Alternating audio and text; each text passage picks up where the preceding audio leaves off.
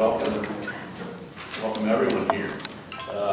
Frankly, I didn't even know this room existed, but it's kind of nice that it does, and it obviously caters to what we're doing here today. If anyone has any question about why I've got this going on, my wife has been telling me for 5 years I'm going gray. I didn't believe her until now. So this will probably be taken off soon. Again, thanks for coming. I appreciate you being here and just your interest in legislation that Representative Patmon and I are going to introduce later this morning. Obviously with me is Representative Patmon. Also today we'll be speaking and addressing this bill will be Charles Tassel with Citizens for Community Values, Jim Tobin with the Catholic Conference, and Reverend Mueller with Catholic Churches. I prepared my comments and like it or not, I'm going to read it. But I just want you to know in preparation for my comments is I felt it important to share some history of this particular legislation because there is indeed a history. And without that background, there might be some question as to why we're doing what we're doing and what its purpose is. America was founded while most European nations still had government-established religions that afforded limited tolerance to dissenters. The First Amendment to the U.S. Constitution explicitly protects our religious freedom with the following, and I quote, "Congress shall make no law respecting an establishment of religion or prohibiting the free exercise thereof." Despite our country's exemplary history, we have not always lived up to our founding ideals of protecting religious freedom and the rights of conscience for all. Across several eras and regions, Americans have witnessed open bigotry, legal sanction, even mob violence against Jews, Catholics, Mormons, and others. Fortunately, beginning in the World War II era, the Supreme Court began to more openly protect the rights of religious minorities against government encroachment.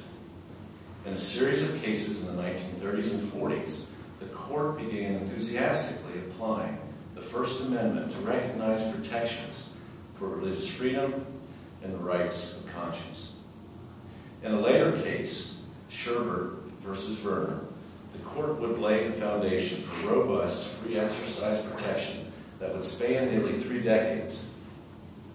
In the case, Ms. Sherbert, a member of the Seventh-day Adventist Church, worked as a textile mill operator. Her employer switched from a 5-day to a 6-day work week, adding Saturdays. Because of her beliefs, she refused to work on Saturday and was fired. Ms. Sherbert then applied for unemployment compensation. Her claim was denied, and the Employment Security Commission's decision was affirmed by a state trial in court. Later, the Supreme Court couldn't find a compelling government interest to rule in favor of the state. The court used a standard commonly referred to as strict scrutiny that required the court to find a compelling government interest before burdening a person's religious freedoms, and if that interest was indeed justified, that the court take the least restrictive means possible when limiting religious rights. Unfortunately for the rights of religious minorities, in a case adjudicated in 1990, the court abandoned the strict scrutiny standard in a case titled Employment Division versus Smith. As Congress later stated in the Religious Freedom Restoration Act of 1993, also referred to as RFRA, the Supreme Court virtually eliminated the former requirement that the government justify burdens on religious exercise imposed by laws neutral toward religion. Testifying before Congress in support of RFRA, faith and policy leaders from the ACLU, the Anti-Defamation League, the Christian Legal Society, and the U.S. Conference of Catholic Bishops expressed their opposition to the Smith case findings. As a result of the Smith case and the overwhelming support of the strict scrutiny standard as it applies to a person's religious liberties, President Clinton signed the Religious Freedom Restoration Act in 1993. President Clinton said that the RFRA, and I quote, reestablishes a standard that better protects all Americans of all faiths in the exercise of their religion. RFRA simply returned the state of law to the pre-Smith standard, requiring that government may substantially burden a person's religion only if it uses the least restrictive means of furthering a compelling government interest.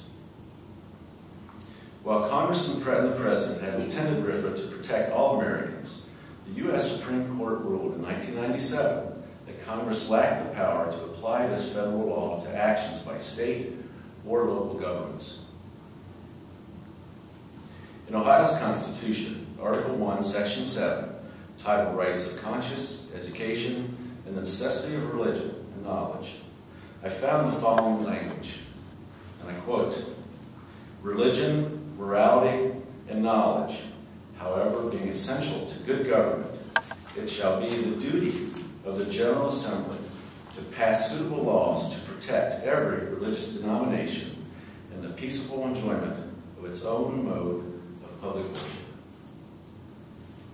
Since the 1997 U.S. Supreme Court ruling, 27 states have responded by enacting more protective free exercise standards into state law.